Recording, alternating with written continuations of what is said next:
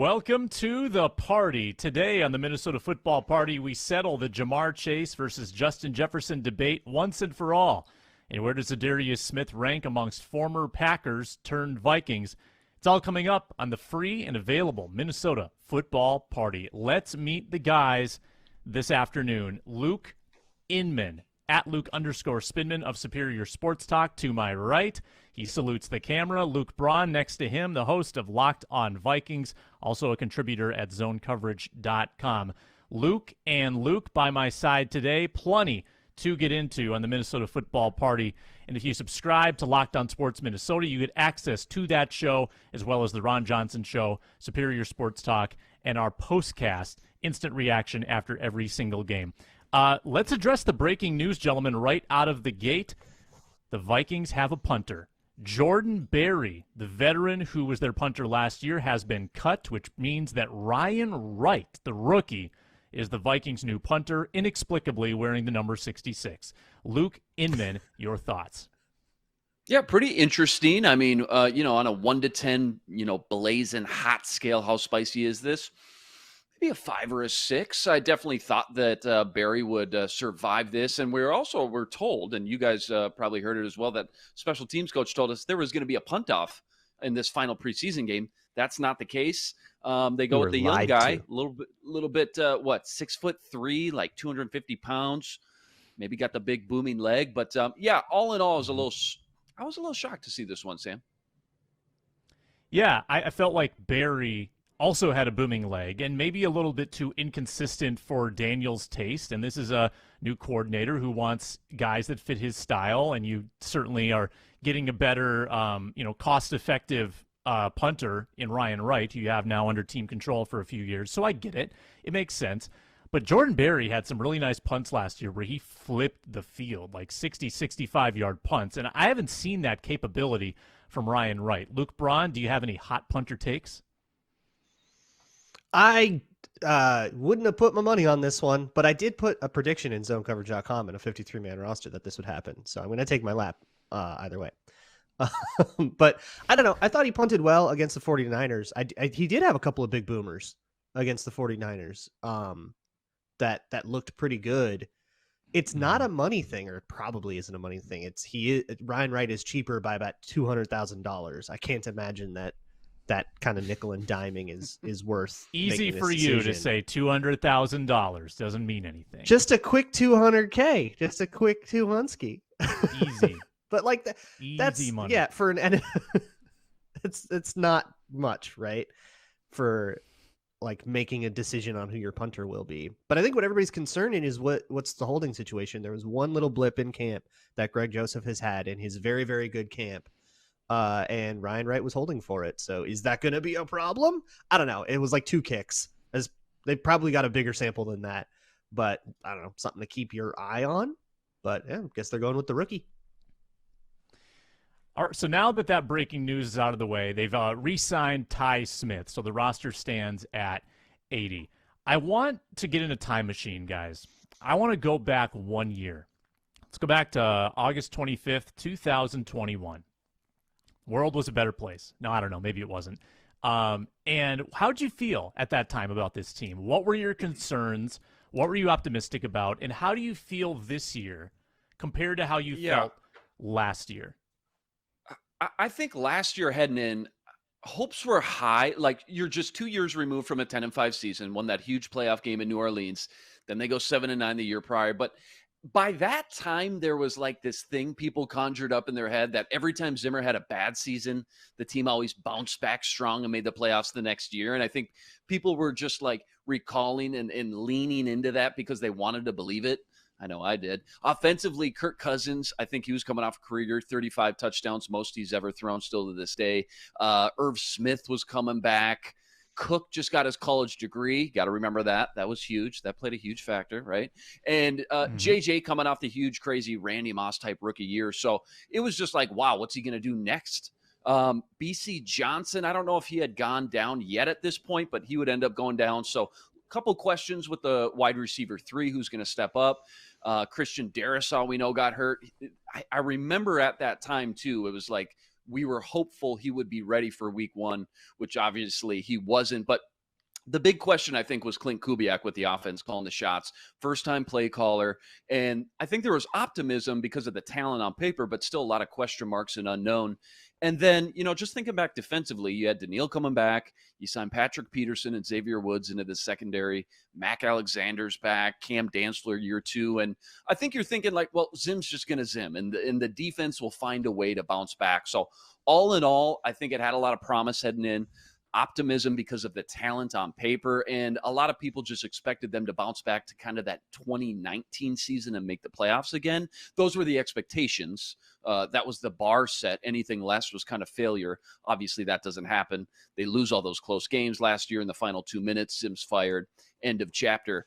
This year, it feels wildly more up in the air as far as like where the bar is supposed to be set, because anytime you got a whole new regime coming into town, their first year's kind of a blank canvas, and you just throw a bunch of paint up there to see what looks good. You throw it all up there, see what sticks, what doesn't, kind of thing. And I think it feels like it has a bigger ceiling for success than it did under Zimmer, just as like a big picture lens. But I also feel like there's such a stark contrast between what the floor could look like this year in year 1 and what the ceiling could be, because, you got experts out there picking them to be a Super Bowl sleeper contender one day, Colin Cowherd.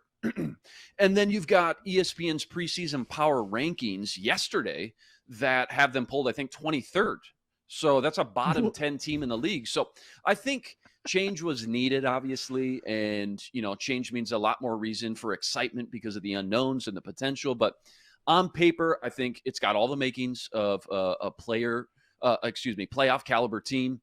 But I think there's still a little bit of hesitancy, a little bit of grace period anytime you start over with a new coaching staff and GM, especially as Vikings fans who just, let's be honest, we've been burned so many times. We've been conditioned to just temper our expectations just by default a little bit. But it's a good question, Sam, because it is crazy to look back just 1 year ago at this time and see the difference in change and overall vibe from last year to now. Things got very stale there at the end.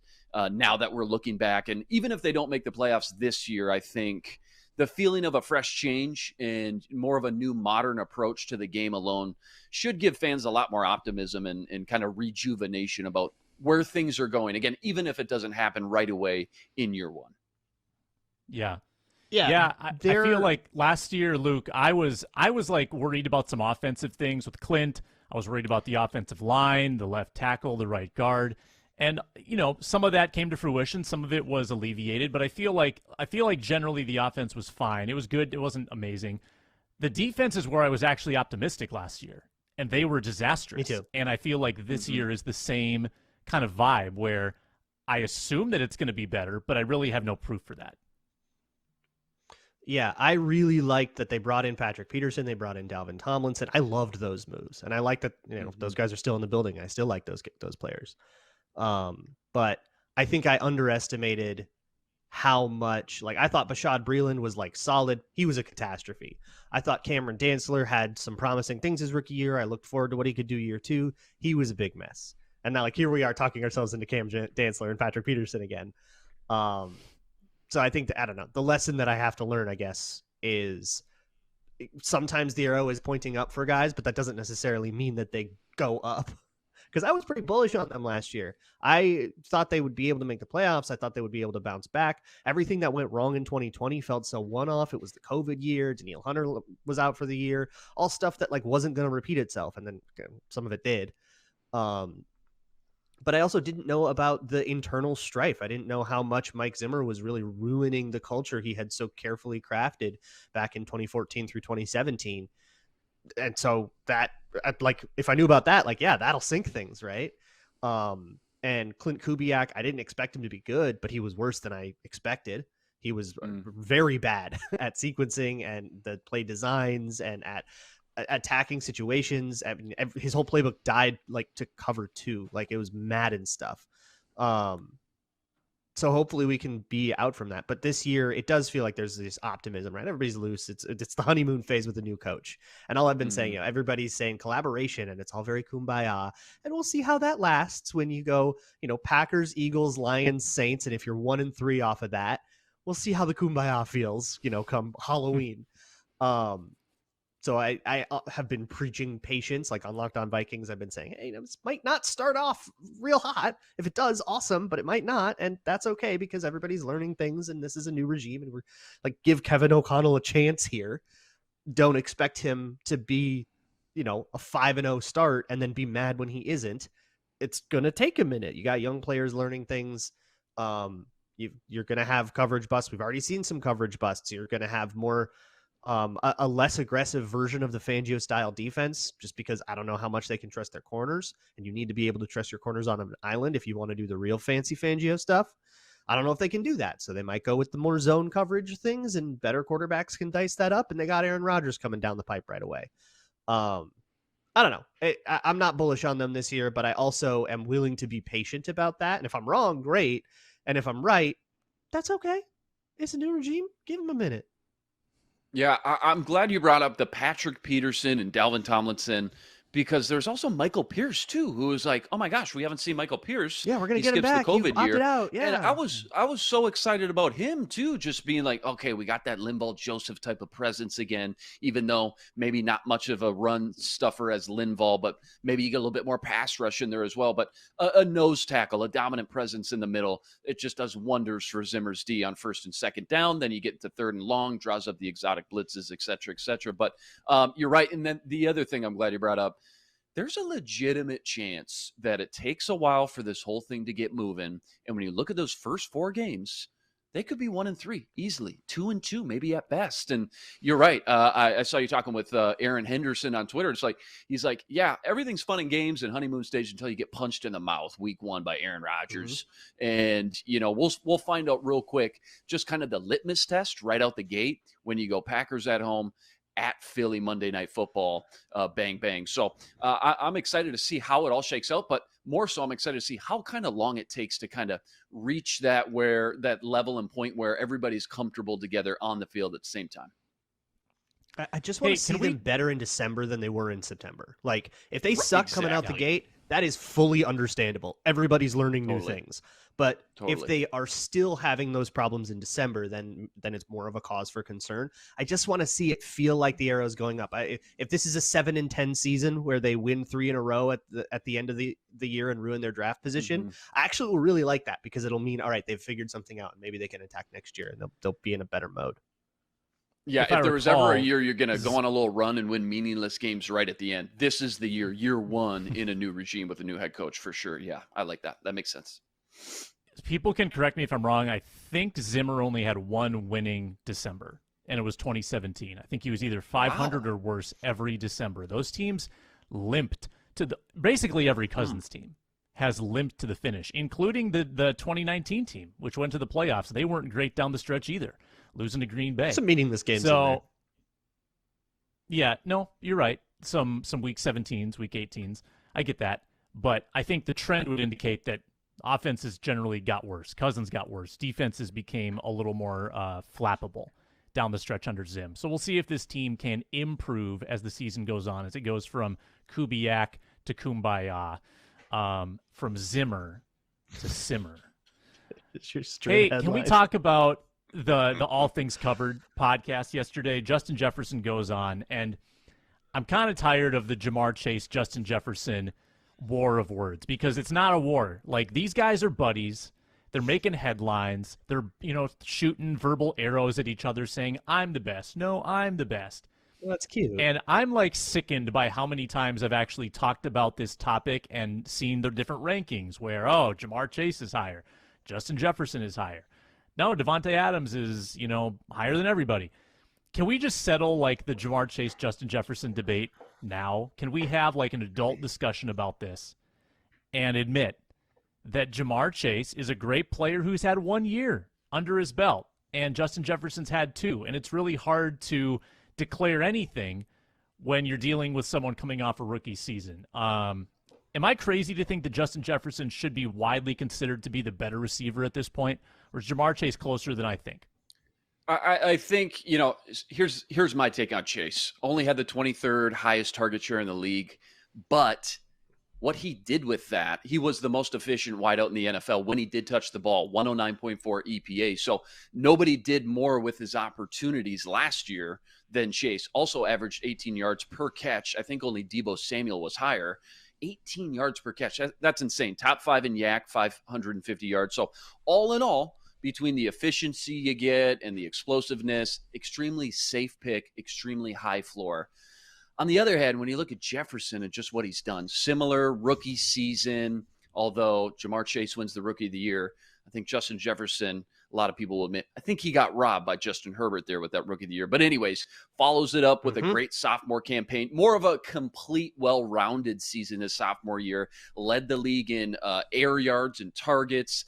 And even though Chase was number 1 player in EPA, JJ was 3rd with 89.7. So it's not like he was that far behind. He's still only 23 years old, and we don't even know how much better he can get.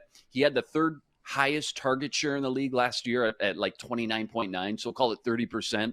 And even though we talk about KOC is going to get him the ball even more, he is fighting with Thielen, Osborne, Irv Smith's coming back, and then Dalvin in the whole running game as well. So that's a lot of mouths to feed. I think it's far more than what Chase is surrounded by in Cincy. So I think that 30% target share could drop this year.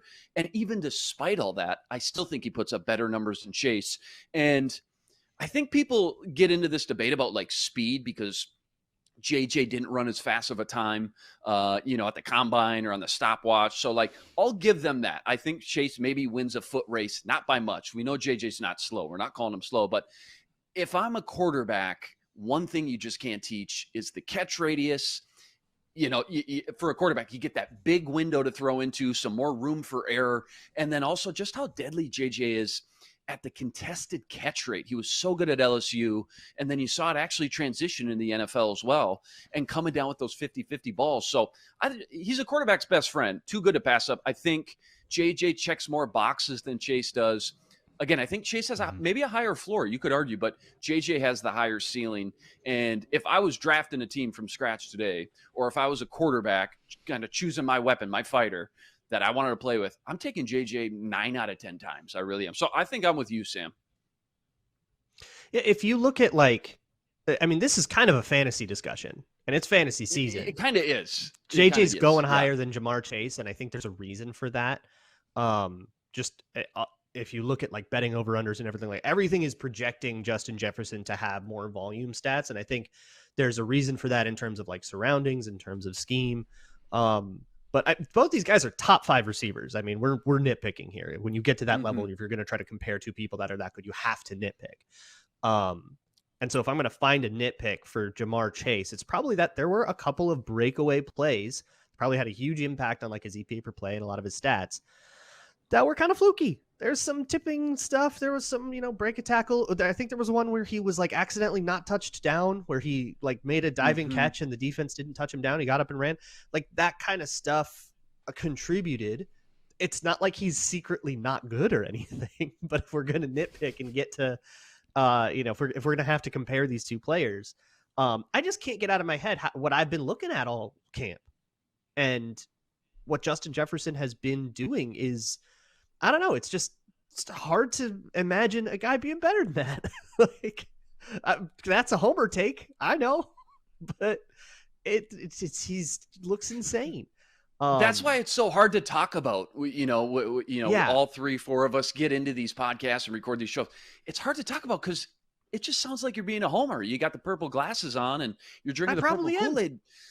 I'm not sorry. But it's like, it's just so hard not to get excited, man. I mean, flashes of Randy Moss statistically, and he's backing it up. And I agree with you on Chase. A couple of fluky plays there. I remember that Baltimore Raven quick slant or a bubble screen, and it's just like the safety took a bad angle and somebody stopped chasing him, and all of a sudden, boom, he 80 yards to the house, all That's why they call him Chase. All right, that seemed a little fluky. And I will say too, since he's offensive unit completely the same this year, if anything's If anything, they've improved their offensive line. I know that through free agency, meaning maybe he gets more deep shots, maybe he gets more chunk plays. I think he'll have more targets and catch more balls than he did last year. I think we know he crushed the yardage. I can't remember off the top of my head, maybe 1,600 yards, but I think he had 88 catches. I think he catches more balls than he did last year, which is saying something. But, all that makes it really hard to bet against him. We'll see how JJ does again. 30% target share last year under Clint Kubiak. That was wild. And now he's supposed to get the ball even more. A lot of mouths to feed, but I still think he ends up being more productive than Chase this year. The Vikings switched coaches to somebody that probably will do a little bit less of run to set up the pass. That was the Kubiak thing. And the McVay, the O'Connell thing is going to be a little more, I think, pass to set up the pass. And the Bengals went from Zach Taylor to Zach Taylor. I don't think he's going to change a lot from the offensive game plan that got him to the Super Bowl. Advantage Jefferson. Yards per route run, overall yards, contested catch rate, first downs, deep receptions, and drop rate. That's a big problem for Chase. He was 5th worst drop rate of full-time receivers last year. Advantage Chase, yak, depth of target, barely, touchdowns, passer rating when targeted. So that's 6 out of 10 to Jefferson, but I think the most important factor is 3,000. He has 3,000 yards in 2 years. And like Kirk Cousins keeps going back to this cliche, but it's true. Like the best receivers can just keep duplicating great seasons over and over and over again. And Jefferson's done it twice. Like he's had a historically good season and then topped himself. And Chase can do the same. Like Chase can match him. But until we get like 5-6 seasons under our belt, I think you got to lean toward the guy who not only is statistically superior, but has a record amount of yards in 2 seasons. It's a fun argument, and I just wish there was actually more of a rivalry between them and not sort of this camaraderie, like chumminess where hey, let's get people riled up. Yeah. Well, Jefferson will be a Raven in 2 years. Then it'll be... Don't you say that. Interdivision. Hey, how crazy is it that now sitting back here, 3-4 years later, that Joe Burrow was throwing passes to both these guys in college at LSU? Like, I know, it's been played out, stories been talked about, but I just still think that's just absolutely insane. Not to mention all the other players they had, like Clyde Edwards-Helaire and everything else. But yeah, just absolutely magical and fun to look back. Here's the question I'm going to pose to you guys. Got brought up on the Superior Sports Talk show by Reggie today. Which offense would you rather have, the Bengals offense or the Vikings offense? I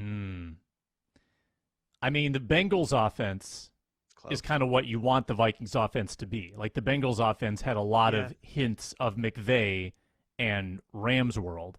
And I think that's what you assume that O'Connell's bringing over too. And Taylor comes from that tree. And I think the Bengals had extremely high usage of 11 personnel. We'll see if the Vikings kind of emulate that as well. But I think the Bengals also had like a great workhorse back in Joe Mixon. The Vikings have Dalvin Cook.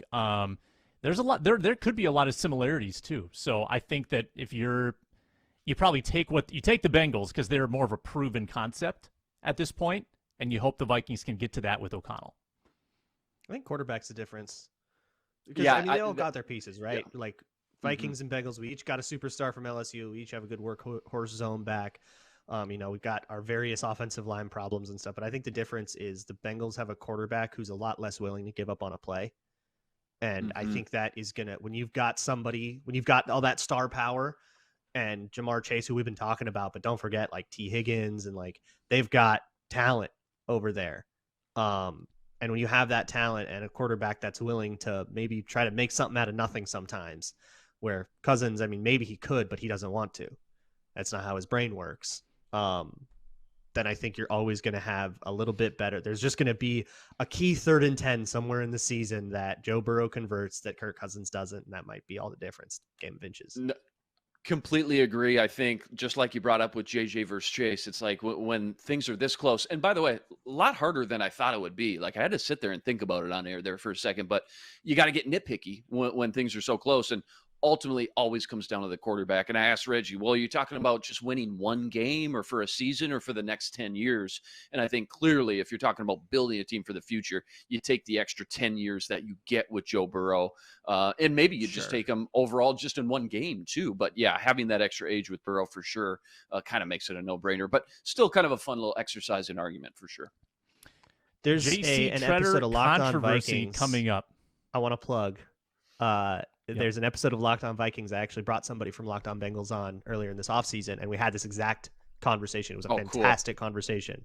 Kirk versus Joe Burrow. It's from like a month or so ago. Go check it out. Love it.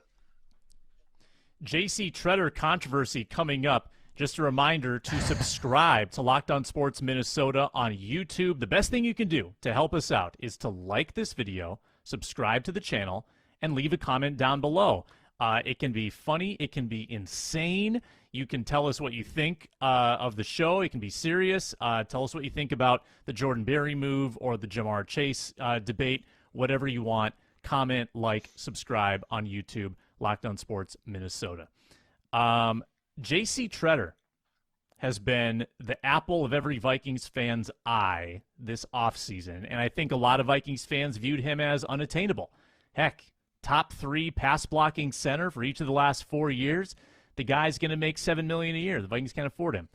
Well, we come to find out that J.C. Tretter is resigned to retirement. He thinks his career is over. He thinks it's because he is a union leader for the NFLPA. But in the story today at Sports Illustrated, J.C. Tretter says Minnesota never returned our call. He would have liked to play for the Vikings, Luke. He would have liked to come to Minnesota and end his career playing for the team he grew up cheering for. He was a Vikings fan, and he wanted to play here. Doesn't make it better. Doesn't make his knee healthier. Okay, Luke. If anything, it makes his knees worse. Any association with the Vikings makes your knee a problem. With a chronic knee issue, he was first, second, and third in pass blocking. What's a healthy Garrett Bradbury ranked? Last. I don't care about rankings. Last. You throwing PFF I'll grades roll at me the in dice. This economy? You roll the dice. I'll roll the dice. Garrett Bradbury's going to play. This is not a backup I will plan. go down to TCO myself, and I will drain his knee of fluid. Okay. You'd go ahead and do that, and Kwesi, who was there, who saw all of this, doesn't want him. Look, I don't mind the idea of trying to replace Bradbury. Can we do it with somebody who can walk? He said that his knee's fine in the article. Don't you take his word for it? Nobody asked him to get his knee scoped. No, a player says he's healthy. That's never been alive Best shape before. of his life. Best shape of his life, Luke. Best shape of his life. How much validity do you think goes into? Is it the knee thing, or is it have some? How much goes into play here? How much stock are you putting into the players' union kind of side story here? Because for all 32 teams to not be interested, is that just a coincidence? Does that mean that his knees really were shot? What's the ratio here that you're putting into both those kind of reasons why nobody was interested in him? I guess maybe there's something. So there's more behind the scenes that I don't know. I don't know if it has tremendous validity. I mean, and granted, I don't know all the inner workings. This kind of dropped right before our show. I don't know if I'm as well researched on it as I should be. Luke Braun, do you have more intel, per se, on why he might be getting blackballed for his NFLPA association? I can't know anything more than has been reported that's out there. And basically all we know right now is what he has said. And we'll see if other statements come out about no, we respect the players union. Blah, blah. We might see some politics come out, but you're never going to know what's behind the scenes unless you are behind the scenes, and I'm not. But I don't know. It's really hard for me to ignore Occam's razor a little bit. Guys had really bad knee. I mean, this is the same thing that Anthony Barr's been going through. Is Anthony Barr getting blackballed, or did the Vikings blackball him? It's really hard for me to ignore that Kwesi has been in the building with JC Tretter this whole time, watching him not practice, watching how well he has played.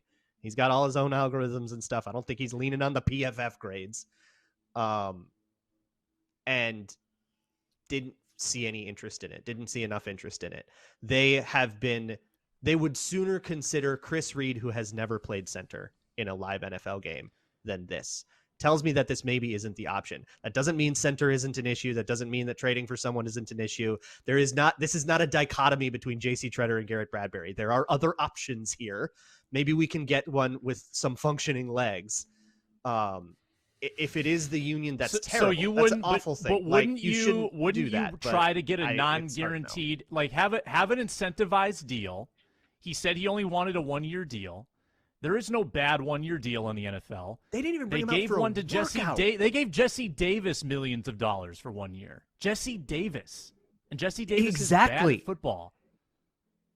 Yeah. Something's up. Something's fishy. Maybe this isn't an option. Something's fishy, guys. To do that. Something's fishy. I don't know. But you don't think a guy who's willing and able to play and has battled through and played through the chronic knee issue successfully, you don't think he can battle through and be a league average center? Let me ask you this. What did you think about them letting Anthony Barr walk? Because it's the same thing. I thought Barr would have been. Blake Lynch and Troy Dye in there. I think Barr would have been great for the right price. I think there's a price on anyone that you will take a risk on. Now, if Tretter, who says in the article he wasn't wanting like market rate. Now, again, that's from his words, but well, yeah, he didn't want vet minimum. Of course, there's absolutely a price where I would have taken Barr back and I would have taken Tretter because you know what? Barr was pretty good when he was on the field last year. And I know he played 3/4 of the season and he missed some time, but I thought he was pretty effective. And I think he can be effective again. I just think that some guys need a little bit of, management, and you go in with your eyes wide open. But why would you not try to upgrade if you could get a bargain on this guy? I will say I don't know if they're done trying to upgrade or not. There's still time for them to maybe do something. Like if they went and traded for Lloyd Cushenberry, that's the name I've been doing. Are we done complaining about this? And maybe they just had a different plan here? But people got so obsessed with JC Tretter all offseason. I got super annoyed with it. Like, just because he's the name that you've heard of, Guilty. There's more than one answer here. But also, if they do roll in with Garrett Bradbury, this is now the second entirely separate coaching staff that has done that. Maybe there's more to him than his pass blocking grade. Maybe center plays a little bit different than that. We probably shouldn't go with one proprietary thing that defines everything about a player. Even PFF says you shouldn't take it as gospel, right? Either way, it is really difficult for me as a Vikings fan to say they should have taken a risk on the knees guy. We've been down that road before. I mean, if you want to find an improvement on Garrett Bradbury, availability is the best ability, right? And he very clearly would be, even if his knee is fully healthy, it's a huge risk that something else is going to happen. It's generative. He had the meniscus, the trim, the trim, the one that comes with long-term issues, the one that is he going to be able to practice all week? Like, are we really putting up with this, or are we putting ourselves behind the 8 ball to get a name we know when there might be a better option than Bradbury that also can stay healthy, that's going to be on the trade market or going to be available on cut down day? I would rather do a waiver claim than somebody who doesn't have knees. So let's go for that. Luke Inman, do you want to put a bow on this? My heart rate's still coming down. No, yeah, a lot of good points. I just thought it was very interesting that, all 32 teams, nobody showed interest in this guy. But again, nobody knows. We're not behind the scenes. I have no idea what the knees look like, what everybody's saying, what the workouts look like, things like that. It's just, I thought it was surprising. Maybe a pretty up there, 7 out of 10. It surprised me quite a bit, especially to hear that he actually retired now as well. And that kind of puts a bow on everything, so to speak, as well, as far as like we can put that to bed. We got our guy, Bradbury. Sounds like I talked to you guys before the show. Schlotman penciled in as the backup center in case things go awry those first few weeks. And then maybe Chris Reed, once he bounces back and actually can stay on the field, maybe you see him in the rotation as well. But maybe that's a conversation for another day. But yeah, this is who we got. We're at that point now, 14, 15 days before the season. your starters are locked up. I mean, yeah, they'll trim the roster down to 53, but like these starters are set in stone, and what you see is what you're going to get. How about a 4-minute drill, guys? We've got a prompt. We each get 1 minute to address it. Today will be a 3-minute drill. Let's run the graphic.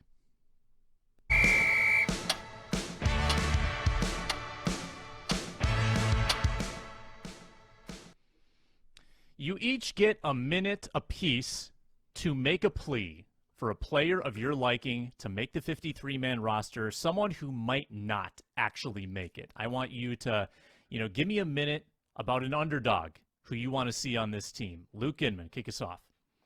Yeah, they'll probably only keep one outside linebacker of these three, McLeod, Villain, Ja'Darius Robinson. I would be a little bummed if they did cut Robinson, 4th-round pick last year.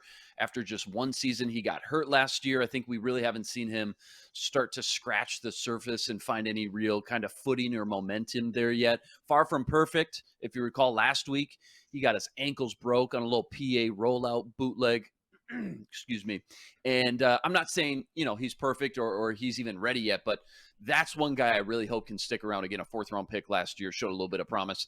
And then I got to fling out 2 guys on offense. Za'Darius Lowe, potential to groom there into a solid backup tackle.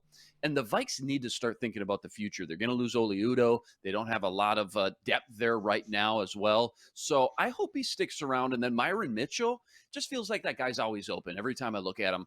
And unfortunately, he's been robbed trying to catch passes from Kellen Mond and Sean Mannion. I hope he ends up surviving this last little wide receiver battle for that, last 1 or 2 spots at that position as well. Luke, man, can you go to the penalty box? You can't name 3 or 4 guys. Hey, Matt DeBritz, can you mute Luke like Tony Reale on Around the Horn? He's muted. Hey, he Sam. loses points. Oh, he actually did it. He actually muted him. I love it. I love that Matt can do that. That's a new thing now. Luke had some very passionate rebuttal that nobody This heard. is because he's the union president. I'm going to take my time now and talk about Za'Darius Lowe and only Za'Darius Lowe. I've got some leftover emotions from the J.C. Tretter conversation, so I'm a little upset. We're heated. Za'Darius Lowe is probably not going to make this team. The numbers don't work out. They've got too many interior guys that are going to need to be on the roster. Brandel and Udoh just have sort of the experience, and they'll probably get precedent. But I would hate to risk losing a prospect like Lowe, who with Udoh and Brandel unproven and in contract years, you don't have a tackle pipeline set up. And if you look at Lowe's agility, a 1.75 10-yard split, that's a relative athletic score of 9.04, and generally a pretty good 20 and 40-yard splits as well. I wouldn't want to give up on that player right away. So I think you put Lowe on the team, and if you want to jettison Oli Udoh, I'm okay with that, and make Brandel and potentially Jesse Davis your emergency tackles. That's fine. But I would rather have 4 years of Lowe than 1 year of Udoh. Oh, nice. Wrap that up. Wordplay. So I'm also going with a late round rookie here in Nick Muse. I thought about Kyle Hinton. And I think it's okay if a player needs a year, like if Muse had to stay on the practice squad, which I think is going to be the case. But I think he's shown enough, and the Vikings have a problem in their tight end room right now. I mean, they have a depth problem. We all know it. They've got Johnny Munt. They've got Ben Ellefson. That's okay. You got some blocking there, but who is going to be an actual passing weapon in that room? Or are our tight ends just big giant tells that we're running now if Irv Smith can't stay healthy? And I think Nick Muse, he has that speed. He had a little bit of flash. He showed a little bit in that 49er game. And there was one rep that I can't get out of my head against Charles Omenihu that he was just supposed to chip the D end, put the D end right on his out and caught a first down. That's what you want to see. You want to see that kind of effort and that kind of grind. I think that there could be a place for him, especially if Irv Smith's injury is worse than they're letting on and if he has to start on PUP or something like that. Unlikely, but if that's the case, then it gets a lot easier. I think he leapfrogged Zach Davidson in that game. Got that much closer to the roster. I kind of thought he would need a year, but maybe he's a little closer than that.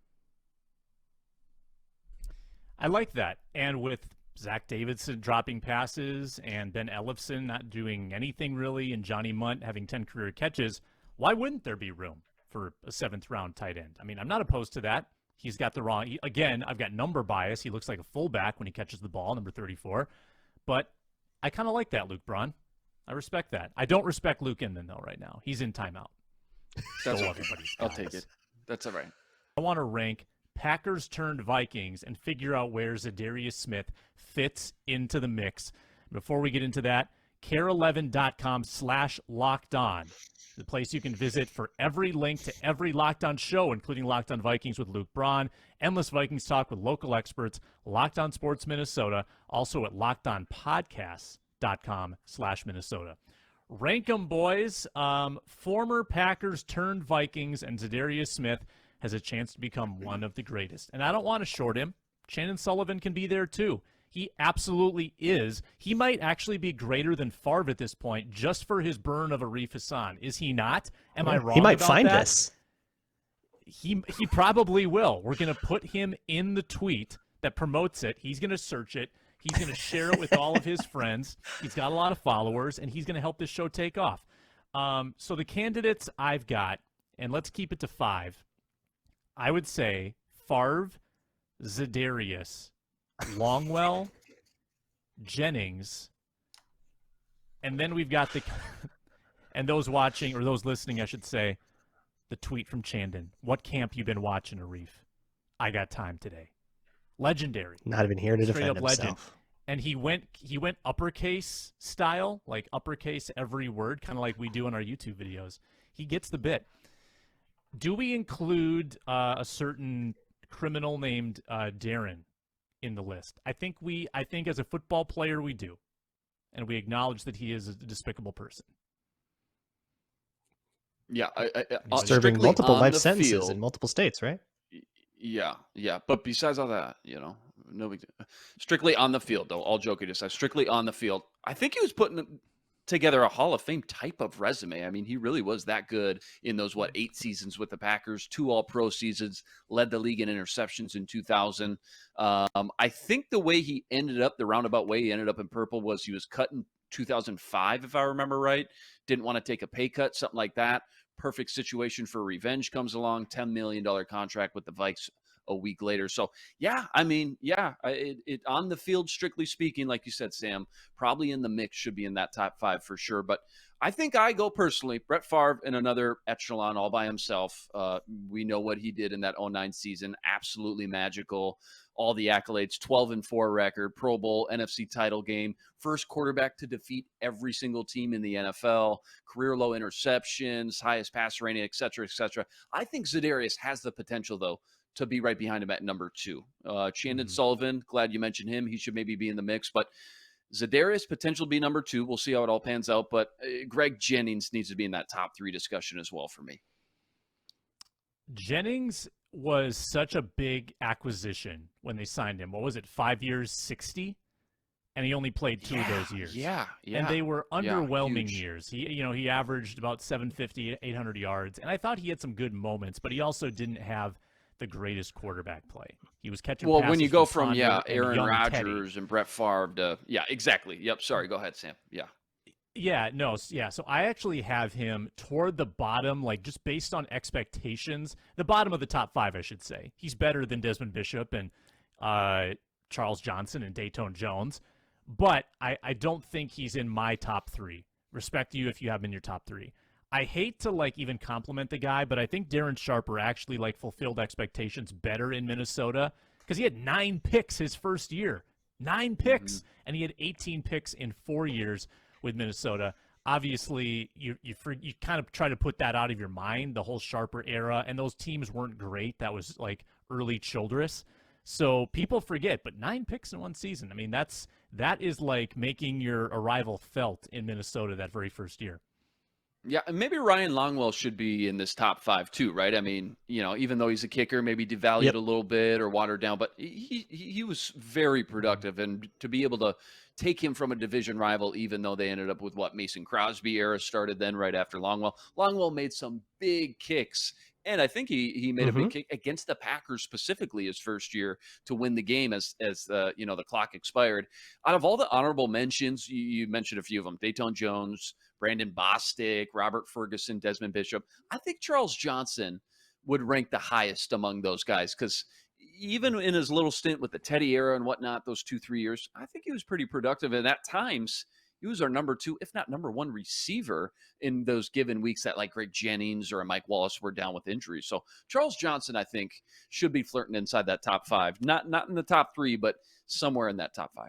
Yeah, and we've had him on Outplayed the a Ron first-round Johnson show, pick. and Yes. he was Yeah. BC. He was BC, and Diggs was Jefferson in 2015. Yeah, there you go. And then he got Wally Yeah. pipped.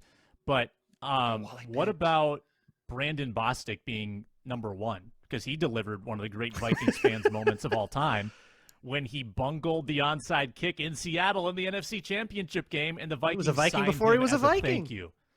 The That Vikings were so was- appreciative. They said, "We'll give you a chance to make this team, even though you probably won't." That was on NFL Replay or something like 3 weeks ago, and I watched that final 5-10 minutes. And the end of that game is just so wild. So many things had to go right for Seattle, and so many things had to go wrong for the Packers. Those last 7.5 minutes, absolutely entertaining to watch the Packers melt down like that. And just another kind of feather in the cap that like Rodgers always has these magical seasons, MVP seasons, 13-3 seasons. He's only got that one Super Bowl on his resume. It's just pretty wild to think. I got Favre 1. I actually have Longwell 2. I didn't downgrade him for being a kicker. I like that. I didn't do I a like that. I positional respect value that. thing here. He came in. He was clutch. He actually was kind of a big help to getting Brett Favre acclimated when he got here, and he's been through it. It was a really weird time for Brett Favre, and Ryan Longwell had the same experience, so that actually kind of mattered to him. And next, I'm going to project Za'Darius Smith. I feel good about it. I like what I've seen from him so far. I like what I saw at camp. I like that the role that we're going to have him play doesn't necessarily need him to be the person he was at his peak. He still needs to be very good, but he can rove around. We can get him quality matchups. He doesn't need to be peak Everson Griffin. I'm going up against your Pro Bowl left tackle and getting 4 sacks. Then I have this ex-criminal. Got a lot of interceptions. His tenure here was pretty good. And then he went off to the Saints, and I'm pretty sure, did he get an interception in the 2009 championship game? I thought he did. I don't know if but he I don't did, remember. He but definitely he had a really was good year. Good on that team. Yeah. Turn it up. And then 5th, I have Greg Jennings, who was fine. Like, I agree with Sam. He was a little underwhelming. I kind of thought we were getting more when we got him, but he was a helpful veteran presence. He was where he was supposed to be. I think that helped Teddy come along his rookie year a little bit. But I like the Charles Johnson ad too as an honorable mention because he outplayed his expectations. He was an undrafted nobody, and you didn't even think he'd make the team. And I was like, hey, this guy might actually be someone. Yeah, Greg I liked Jennings rooting for now him. He was a owns fun story to home. root for. Yeah. Yeah. Great guy, too. Greg Jennings now owns a home off the first hole at Interlaken. And apparently he just, sits on his back patio and just, heckles the golfers on the first green. That's great. Living the dream, man. Darren Sharper Living the had 11 dream. total tackles, 7 solo in that championship game. The 2 interceptions by the Saints, Tracy Porter, of course, and Jonathan Vilma. My list goes Favre. I'm projecting Za'Darius number 2. I'm a little lower on Longwell. So I've got Sharper 3, Longwell 4. He only had 2 90% seasons out of 6. His other 4 seasons, from a percentage standpoint, were pretty average, and his last season was straight up bad. Was clutch, did make clutch kicks. I'll give him that. Wish he had had a chance to kick a 56-yarder in New Orleans. That would have been great. And then I've got Jennings number 5. But I think Za'Darius has number 2 potential. I think he's got to play. What does he need to do to solidify that? 2 years of double-digit sacks? Would that do it? Yeah, I think as long as he just stays healthy, he's going to produce. I mean, we saw him against what he did in the joint practices against the Niners. He was like the 4th most efficient pass rusher when healthy in 2019. We know what he can do. I don't think he's just all of a sudden fallen off a cliff despite this lower back injury and not having played a year. If anything, maybe he's a little bit fresher at this point. As long as he stays healthy, yeah, maybe 2 seasons, Sam, you're right. I think he can leapfrog guys like Darren Sharper and Ryan Longwell pretty easily. Will he touch that Brett Favre? Maybe nobody ever will, but I think Za'Darius, yeah, 2 good seasons. Even if you play 3/4 of those seasons, I'll even let you miss a couple games every season. You play 14, 15 games, he should produce double-digit sacks both seasons. All right, let's play a game and then do party fouls, and then we'll call it a day. Here's the game. Great moments in preseason Vikings finale history. I think I worded that weird. Great moments in preseason finale history. Here's the concept. I will give you 5 consecutive clues offering more information with each clue to the identity of the player. You can ring in by saying your name and making the guess. I have 3 names and then a tiebreaker. So if one of you doesn't get one and it's like a 1-1 tie, then I've got a tiebreak.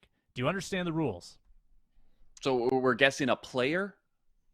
A player that appeared in a Vikings preseason finale in honor of the Vikings-Broncos taking place this Saturday at 8 p.m. Central.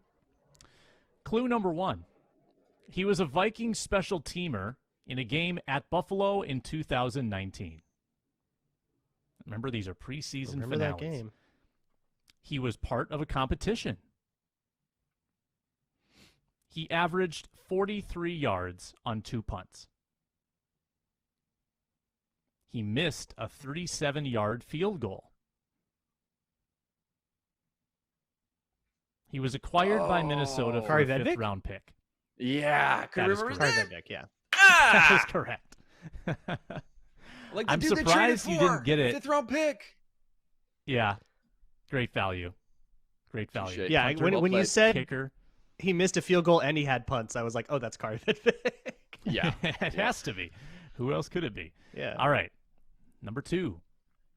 He rushed for 4 yards in a preseason finale against Miami in 2017. He passed for 129 yards. It was his last NFL appearance ever. What? I said Mitch Leidner. Correct. It's Mitch Leidner. Oh. Wow. Touche. Wow, Luke. well done. Very well played. Whew. Touche. Go for legend. Lakeville South legend. Legend. That's right. Lakeville South legend. Put your hood up. Go Cougs. I'm sad I didn't get to the number 4 clue because he was once projected as a 1st-round pick. Famously by Todd McShay. That's right. That would have been good. Was one of the right, schools for that fun, he went to one of our high schools? Or one of the clues that? It was Minnesota fans were very familiar with him. That was the 5th clue. Okay. Yeah. All right. Flashed as a kick and punt returner at Tennessee in 2018. Made 6 tackles and deflected 1 pass in the game. Was a rookie. Was an undrafted cornerback. Justin Coleman? Incorrect. Very good guess. Very good guess. Would get couple years too late. 1 year later and never recover. It's the final clue.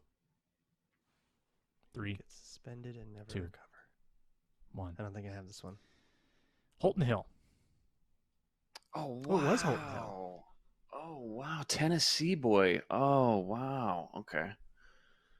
All right. I would argue that he recovered. He came back. He was never good. He never got but out the of suspension didn't have anything to do with that. Well, because he sucked. Subjective clue. Hey, wait, he started in 2020. the What are you talking about? He started the first game in 2020. He got blitzed by Aaron Rodgers. I think he was out of the doghouse. That's true. He's not wrong. Okay, you win. It was a fraudulent clue. I apologize. Just for fun, the tiebreaker. The leading passer for Minnesota's opponent, the LA Rams, in the 2016 preseason finale. Sean was Mannion a second. Yes, very good, Luke. I was going to say. on the board. I got to get one. I had to get one. Mm-hmm. Luke Braun wins 2-0 technically, and Luke gets the bonus tiebreak 2-1. Isn't that worth 2? Isn't that bonus worth 2? Come on. It's like the money ball, 3-point competition. Yeah, it's the money ball. Yeah. Hey, just because we're talking about legendary preseason games, do you guys remember 2014, August 16th, TCF Bank Stadium, Cardinals at Vikings? I remember I was sitting right next Rodney to Smith. Reef Hassan. Rodney Smith. Adam Smith Thielen with breakout game. 18 seconds left. Before that, they were down a touchdown. Allen Reisner caught a 3-yard pass from Teddy Bridgewater. Oh, wow. Jarius Wright catches the 2-point conversion. Then I don't know who fumbled. Maybe one of you guys can guess this trivia. Zach Bauman had a 6-yard fumble return touchdown for Arizona. I don't know who fumbled. And then Rodney Smith later, obviously, again, with 18 seconds left on the clock, catches that 2-yard pass from Teddy. What a game. What a game. Teddy's first real, awesome. Oh my God, the comeback kid. Here we go. I'll never forget it, though. Sitting next to a Reef. Sam, I'm sure you were there as well, probably. Just so fun. So cool. Rodney Smith. Remember a name from the annals who should have probably made it at some point. For sure. Well, that because he was competing for a roster spot with Adam Thielen. He had no shot. Yeah, that's wild. Wow. We got party fouls, gentlemen. If you do, hold on to them because we've got the animation. Party fouls.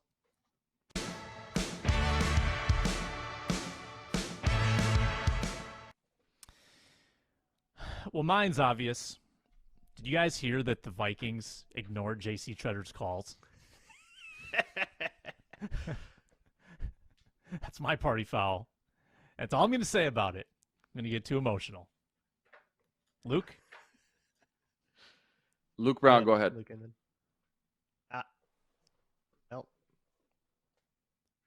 Some Luke of some kind. Please. Hold on. I got to look up. Okay, hold on. I'm just looking up the quarterback that he did this to. All right, go ahead.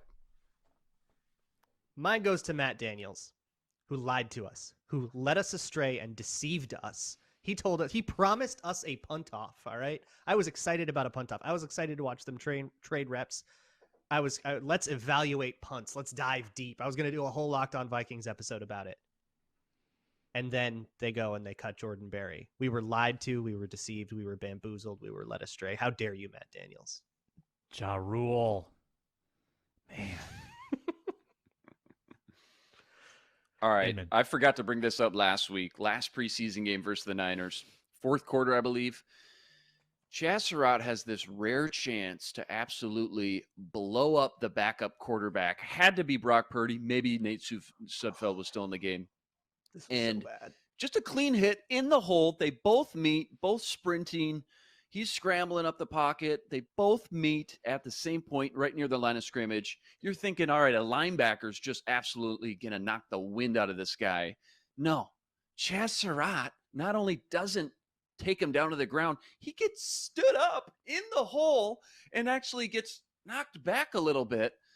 And at that point, I knew maybe Chaz Surratt is just not meant to be a linebacker in the NFL. That is my party foul. Come on, Chaz. Luke, didn't you watched Braun, reps versus De'Aaron King? You tweeted about that. Known. You're like, Chaz Surratt just stalemated with Brock Purdy. Yeah. I think you pointed that out when it happened. It was really bad.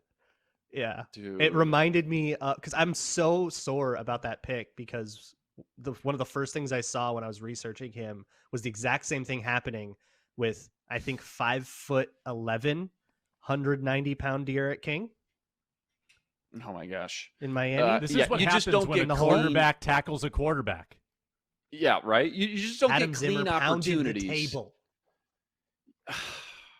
You just don't get clean opportunities to hit a quarterback like that out in the open, and not get flagged or get a fine or anything like. And he just completely whiffed on it, man. He got stood up. Brock Purdy put the hit stick on him. It was sad. Yeah, I think he put everything he had into it. I think that's what's scary about No, it. he tried. Yeah. That's too bad. Gentlemen, good show today. That was a lot of fun. Remember, these shows are dropping on Mondays and Thursdays at Locked On Sports Minnesota. You can subscribe wherever you get your podcasts, lockedonpodcast.com. YouTube channel, Locked On Sports Minnesota. Luke Braun, daily on Locked On Vikings. Luke Inman, daily on Superior Sports Talk on Locked On Sports Minnesota. I'm Sam Ekstrom saying so long from the Minnesota football party today. For Luke, our director, Matt DeBritz, so long and take care.